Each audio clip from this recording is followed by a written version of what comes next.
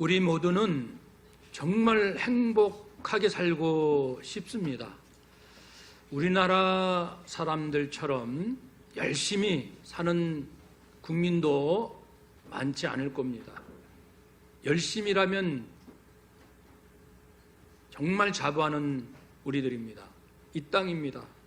그래도 왜 이렇게 문제가 많고 아픔과 고통과 그리고 슬픔이 많은지에 대한 고민들이 많지요.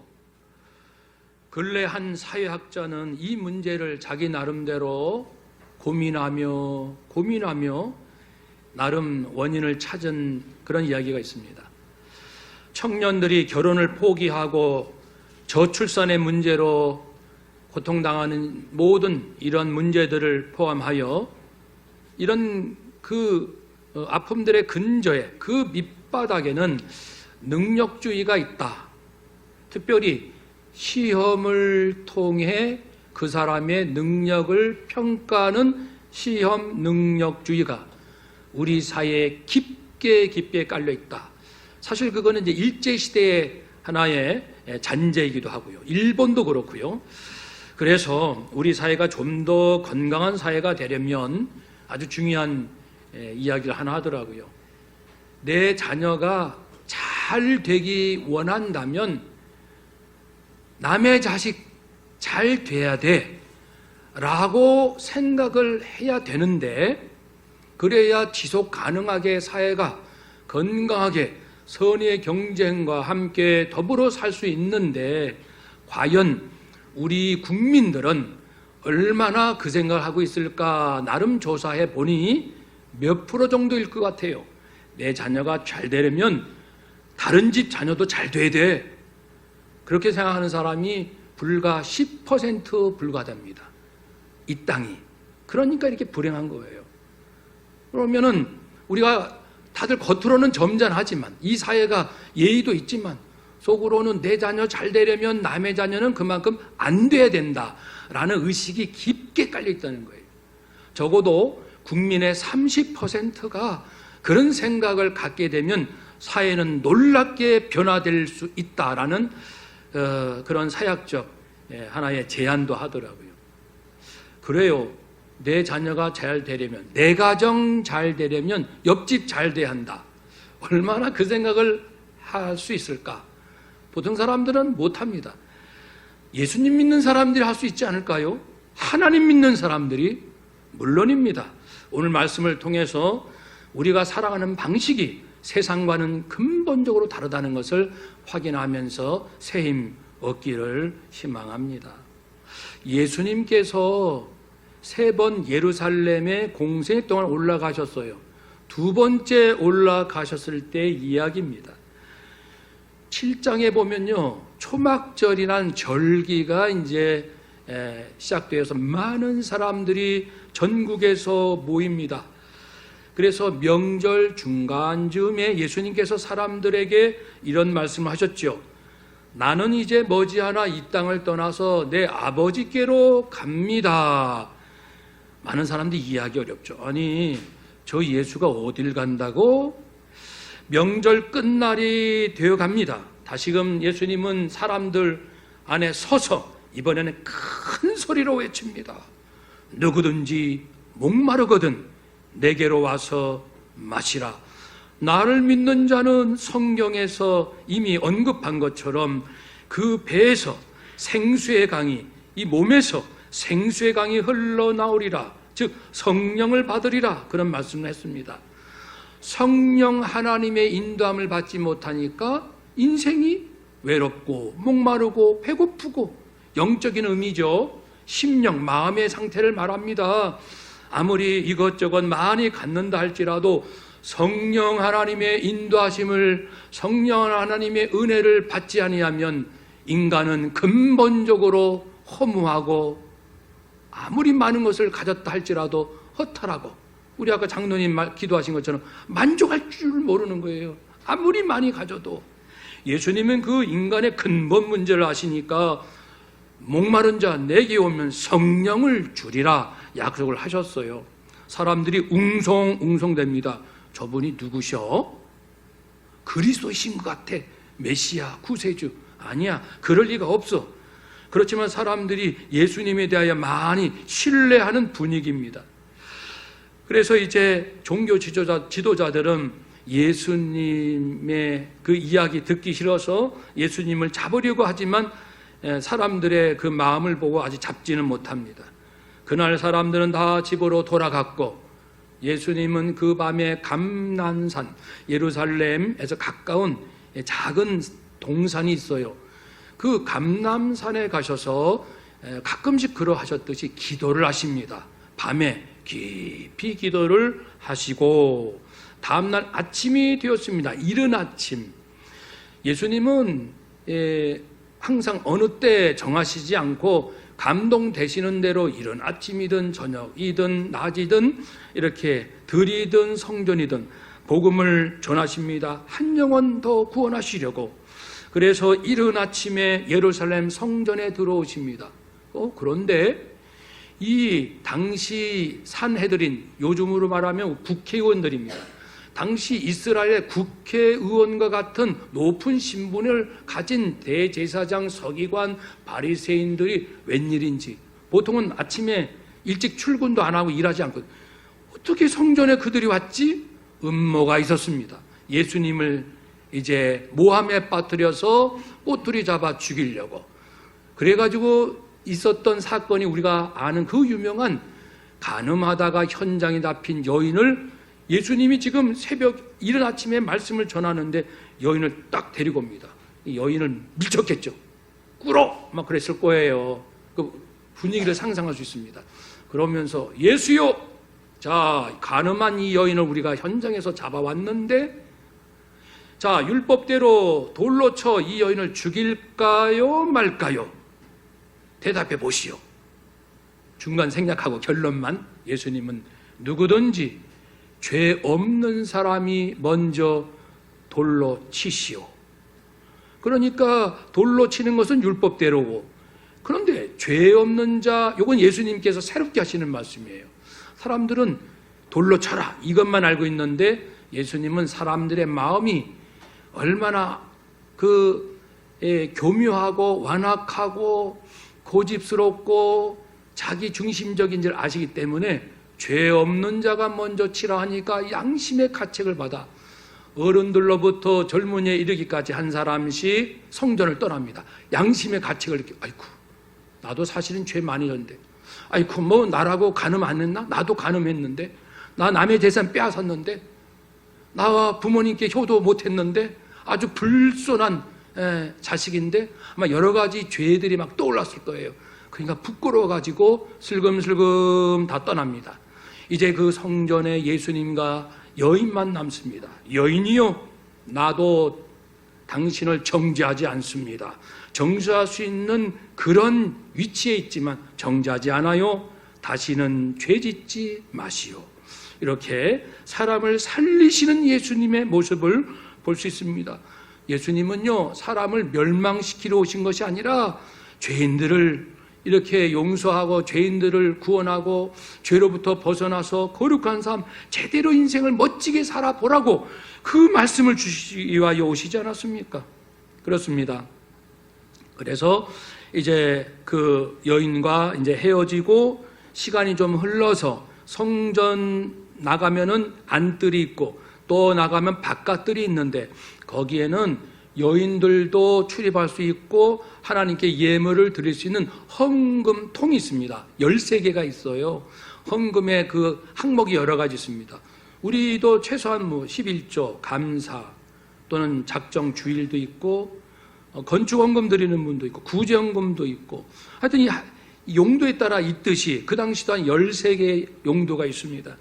그러면 이제 와서 예물을 드리는데 예수님이 그 바깥들 헌금통 옆에서 이제 또 말씀을 하시는데 나는 세상의 빛이니 나를 따르는 자는 어둠에 다니지 아니하고 생명의 빛을 얻으리라.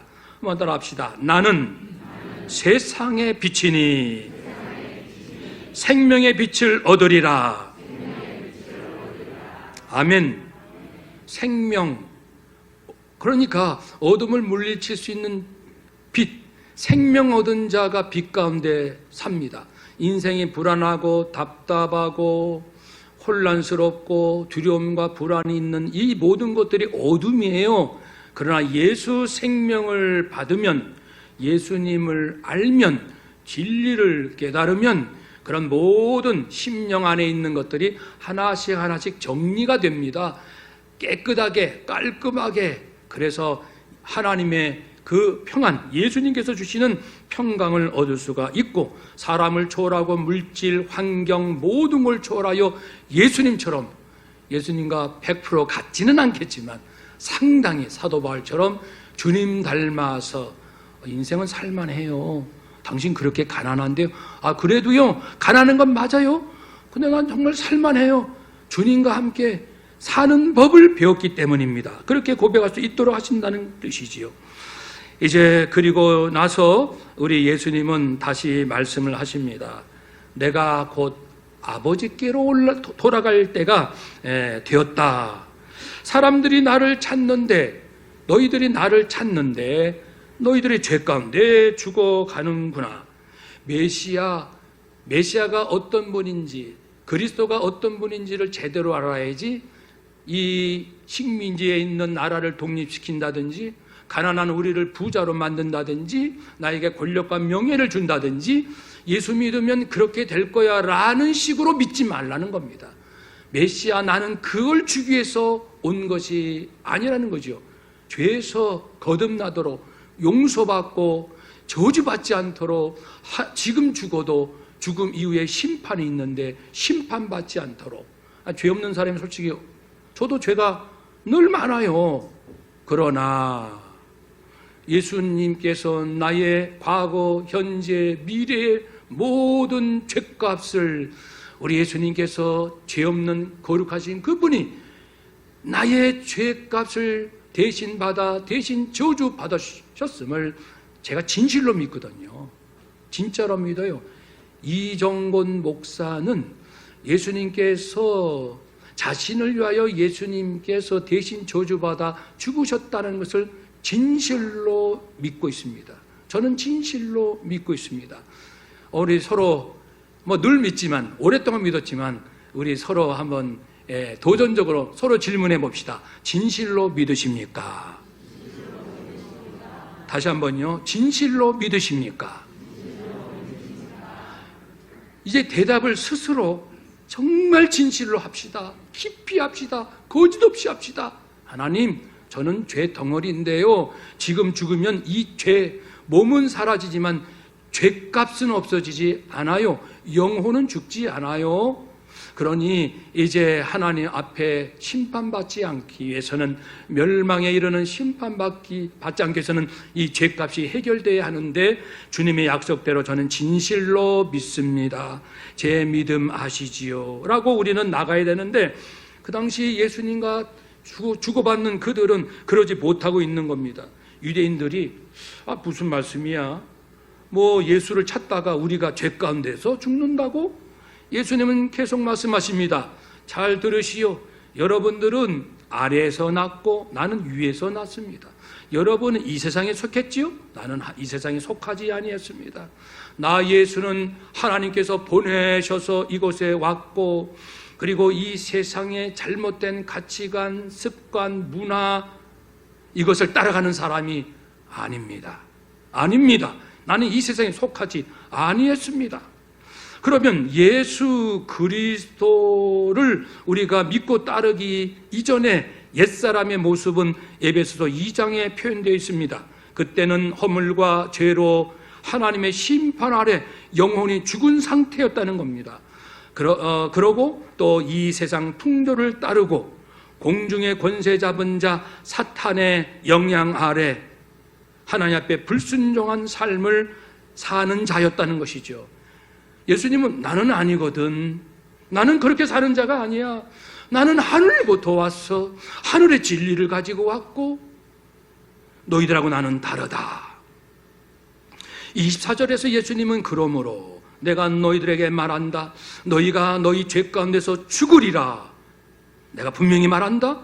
너희가 만일 내가 메시아 그리스도 구세주인 줄 믿지 아니하면 너희 죄 가운데서 죽으리라. 근본적으로 다른 사람이 나를 도와줄 수 있는 건 많이 있습니다. 국가가 나에게 혜택 줄 수 있는 것도 있고요. 그러나 내 죄 문제는 누구도 해결할 수 없으나 예수 그리스도 주님만이, 오직 하나님의 완전히 거룩하신 그분만이 나의 더러운 모든 죄값을 해결할 수 있으니 예수님만이 구세주요 유일하신 우리의 그리스도가 되신다. 예수님 스스로가 말씀, 너희들이 내가 그리스도라는 것을 믿지 아니하면 너희 죄값은 해결받을 길이 없다. 어떻게 할 거냐? 26절. 그래서 이제 듣는 사람들이 당신이 과연 누구요? 주님은 말씀합니다. 나는 처음부터 너에게 말했던 그 자다. 두 가지 의미예요.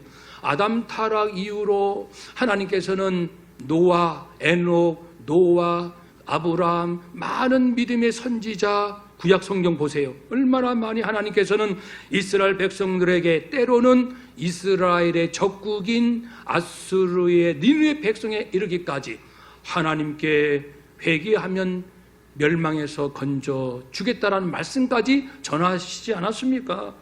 그러니까 이제 하나님, 구원은 하나님께 있고, 이제 하나님은 장차 온 인류 구원을 위하여 메시아를 보내시겠다고 약속을 하셨다는 겁니다. 지금까지 나에 대하여 말하지 않았느냐? 그런 의미도 있고요. 좁게 말하면 예수님께서 공생애 하는 처음부터 지금까지 예수님 자신이 그리스도임, 구세주임을 내가 말하지 아니했느냐? 그렇게도 해석이 됩니다. 어쨌든 예수님이 그리스도 구세주이라는 것을 말씀을 하시는데도 유대인들은 완고하기 때문에 하나님과 예수님과의 관계를 이해하지 못하고 있습니다. 그러니 예수님은 더 분명하게 28절에 너희가 인자 나를 든 후에 나로 하여금 십자가에 죽도록, 십자가에 높이 들려지도록 너희가 할 것인데, 그러나 예수님은 다시 부활할 것이에요. 그런 것까지 이중적인 의미로 너희가 나를 죽일 거야, 십자가에 달려 죽도록 할 거야. 그렇지만 말이지, 그 사건으로 인해서 그 이루어지는 부활로 말미암아 예수, 우리가 만났던 그 예수, 그분이 그리스도이시구나 라는 것을 그때 비로소 알 것이다. 나는 스스로 아무것도 말하지 않고 오직 아버지께서 내게 가르쳐 주신 대로 말하는 것을 알리라 그랬습니다. 그래서 베드로도 나중에 성령 충만함 받아 예수님의 부활하심을 경험했을 뿐 아니라 성령 충만함 받아 생명 걸고 여러분 예수가 그리스도십니다, 단지 인간에 불과한 분이 아니에요, 본래 하나님의 아들 성자 하나님이셨는데 인간이 되셔서 모든 인간의 죄값을 대신 해결하신 분, 그분을 믿으시면 성령이 말 것이요 이제 거듭나 하나님과 함께 영원히 살게 될 것입니다. 그렇게 이제 전하지 않았습니까? 3,000명이 듣고 회개를 합니다. 생명의 말씀을 전해야 사람이 변화됩니다. 우리가 사람들에게 여러 지식과 정보를 전할 수 있으나 생명의 말씀, 성경 말씀 66권을 전할 때 죽어가는 영혼들이 살아날 줄로 믿습니다. 말씀을 전해야 하지요. 전도 선교에 힘써야 하지요. 이제 결정적인 말씀 29절, 나를 보내신 이가 나와 함께 하시는도다. 나는 항상 그가 기뻐하시는 일을 행함으로 나를 혼자 두지 아니하셨느니라. 좀 풀어서 말씀드리면 나는 외롭지 않아. 나를 잡아 죽이려는 사람이 너무너무 많아. 이 주변에 가는 곳마다 나를 함정에 빠뜨리고 꼬투리 잡으려고 하고, 나는 외롭지 않아, 두렵지 않아. 왜냐하면 하나님께서, 전능하신 하나님께서 나와 함께하고 계시기 때문에. 왜냐고? 왜 하나님이 나와 함께 하시냐고? 나는 항상 어쩌다가 아니고, 기분 내키는 대로가 아니고, 내 계산해서가 아니고 항상 하나님께서 기뻐하시는 일을 행하기 때문이다. 그렇다면 우리가 살면서 힘들어하는 모든 것을 해결할 수 있는 방법은요, 하나님께서 기뻐하신 일을 하면 됩니다. 그러면 해결됩니다. 항상 하나님이 기뻐하신 일을 행하자, 행하라, 행합시다. 제가 2주 전에 은퇴 예식이 있었잖아요. 2층에서. 그때 잠깐 이런 말씀 설교 중에 드렸습니다. 제가 목회를 이제 앞으로 할 때 목사님도 만날 분도 많고 아는 분도 많지만 아니야. 중요한 건 그게 아니고 하나님, 목사님 중에서도 정말 하나님께 순종하기를 몸부림치는 목사님들을 만나게 해주세요. 그랬죠. 그래서 한 분을 만나게 해주셨는데 그분과 대화 중에 하나님께서 누군가를 통해 30만 원을 주셨는데 자기도 아주 귀한 돈인데 하나님께서 감동을 주시기를 얘야 너 노예 안에 누구 어느 그분 있잖아 그분에게 드려라. 그 이야기 듣고 2주간 망설였대요. 왜냐하면 이거 정말 하나님이 그래서 원하시는 거야? 그것도 궁금하고 그리고 그분은 노예 안에서도 그러다지 존경받지 덕스럽지 못한 분이거든요. 아니 그런 분에게 이 귀한 돈을 꼭 드려야 되는가 망설이고 있을 때 하나님께서 음성을 주셨는데 얘야 너는 강단에서 원수를 사랑합시다. 하나님의 사랑으로 삽시다라고 많이 전하지 않았니? 너부터 실천해 보거라. 네가 순종하면 놀라운 일을 내게 행하리라. 그런 말씀을 주셨대요. 그러니까 목사님이 용기가 나서 확실하구나. 망설일 거 없이 30만 원 송금해 드렸어요. 마음이 기뻤어요. 너무너무 행복했어요. 왜냐하면 순종했으니까요. 여기까지가 2주 전에 드린 말씀이잖아요. 며칠 전에 그분을 만났는데 놀라운 고백을 하더라고요. 송금해 드린 지 한 10일쯤 지나서 어떤 분이 자기 자녀에게 900만 원을 보내주시더래요. 아무 조건 없이 그냥 그 사정인즉슨 그 보내주신 분이 어느 날 하나님 앞에 기도하는데 하나님께서 그 어느 목사의 딸을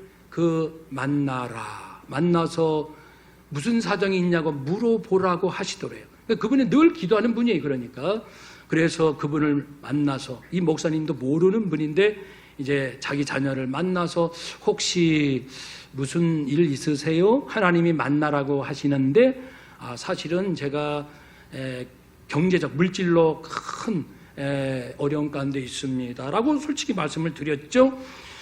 그랬군요. 그래서 그분이 이제 떠나고 하나님 앞에 기도를 하는 거예요. 하나님은 뭘 원하십니까? 마음에 900만 원 감동을 주시더래요. 그래서 아낌없이 900만 원을 보내드려서 자기 자녀가 받았다. 위기를 넘겼다. 여러분 이거 굉장히 중요한 겁니다. 아까 말씀드린 대로 지금 우리 사회는 시험 능력주의라 공부 잘해서 시험, 자격증, 고시 패스 이렇게 해가지고 권력과 부를 쟁취하는 게 우리 사회입니다. 내가 잘 살기 위해서 남의 가정, 내 자식 잘 되기 위해서는 남의 자식이 어떻게든 상관없어라는 90%의 사람들이 그런 생각하는 이 사회는 모두 멸망으로 가는데 하나님의 음성을 듣고 순종하고 할 때는 정말 필요한 것으로 물질이 갈 것이요 누구인가 나의 건강에 대한 올바른 정보를 이렇게 요즘은 다 똑똑해서 아는 체도 못하잖아요. 저 사람도 똑똑해. 저 사람도 다 알아요. 그러나 이거 진짜 요즘 잘못된 정보인데 이건 진짜거든.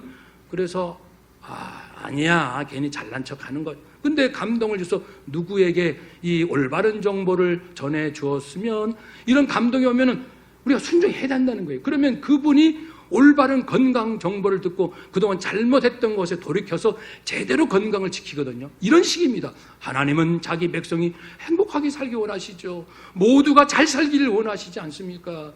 정말 하나님 10손가락 깨물어 안 아픈 자식이 우리 다 하나님이 사랑하십니다. 한번 더 합시다. 하나님은 우리 모두를 사랑하십니다. 우리 모든 자녀, 자손들을 사랑하십니다. 아멘. 그러니 우리 예수님께서 정말 고집센 이 땅의 이 백성 하나님을 믿노라는 이스라엘 민족들 그러나 불순종 밥 먹듯이 하는 이 백성 나는 항상 내게 말씀하시는 아버지의 말씀대로 살기로 작정했고 그렇게 사노라. 그래서 하나님이 나와 항상 함께 계셔. 뭐가 두렵냐고 인생 무엇이 부럽고 우리가 늘 고백하는 대로 아마 예수님도 그렇게 고백하실 거예요. 나는 하나님의 기뻐하신 뜻을 따르기 때문에 하나님 위에 두려울 것이 없어요. 여러분 뭐가 이렇게 두려우세요? 나는 죄 짓는 거 외에는 부끄러울 것이 없어요. 예수님은 사실 죄 질 수 있는 연약함이 있지만 성령으로 죄를 짓지 않았거든요. 그러니 여러분들 죄 짓지 않으면 부끄러울 거 없어요. 세상 죄 지니까 부끄럽죠. 죄 지니까 두렵고 죄를 일체 짓지 말아보세요. 근데 사실 불가능하긴 하지 않아요. 그러니 우리가 성결하게 살죠. 여러분, 나는 하나님께서 내게 주신 것 만족합니다. 유다 지파에 태어나라. 알겠습니다. 가난한 집에 태어나라. 알겠습니다. 산부인과가 없죠. 그 당시 그 가정도 없어요. 이 숙박도 없어요. 그러니까 이제 동물, 짐승의 그 구유통에 말 먹이통에 응애 그 핏덩어리를 너 그렇게 알겠습니다. 너희 아버지는 목수셔. 너 아버지를 도와라. 알겠습니다.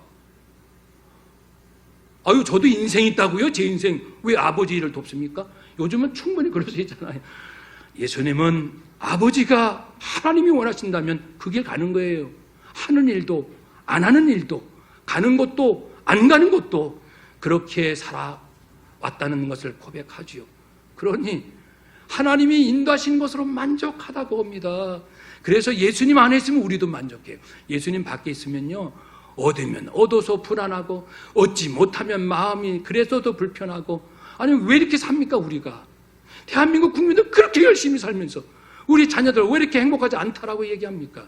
교회부터 새로워집시다. 목회자부터 성도부터 진실하시고 선하시고, 그리고 언제나 의의 길로 인도하시는 하나님의 인도하심을 따라 산다면 나도 살고 우리 가정, 옆집, 우리 집사님, 권사님, 장로님의 자녀들도 우리 모두가 살아나는 위대하고 거룩한 공동체 될 줄로 믿습니다.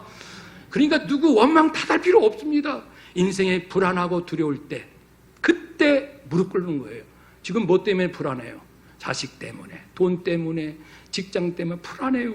그때 무릎 꿇는 거예요. 아버지, 제가 무엇을 하기 원하십니까? 그게 더 지혜롭고 우선적인 기도입니다. 하나님 빨리 이렇게 도와주세요 라는 기도는 좀 나중에 해도 돼요. 한번 따라 합시다. 하나님, 이 위기의 때에 저와 우리 가족, 우리 성도가 무엇을 순종해야 합니까? 말씀해 주옵소서. 아멘. 확신. 긴가민가. 계속 기도하세요. 확신. 맞다 하면 생명 걸고 그 길 가십시오. 하나님이 이걸 원하신다. 그러면 인간의 눈으로 망할 길이라고 보일지라도 가십시오. 예수님께서 십자가 지심으로 부활하여 영광 얻으시고 지금 천국에 계시고 우리 위해서 기도하고 계시지 않습니까? 여러분, 무엇이 두렵습니까? 무엇이 부끄럽습니까? 무엇을 그렇게 부러워하십니까? 하나님 안에 다 있습니다. 주님만 따르시면 전혀 근본적으로 새로운 인생을 살게 될 줄로 믿사오니 더 이상 인생 낭비하지 말고 더 이상 머뭇거리지 마시고 저도 다짐하니 우리 모두 그렇게 결단하는 우리 모두 되시기를 주의 이름으로 축복합니다. 아멘. 기도하겠습니다.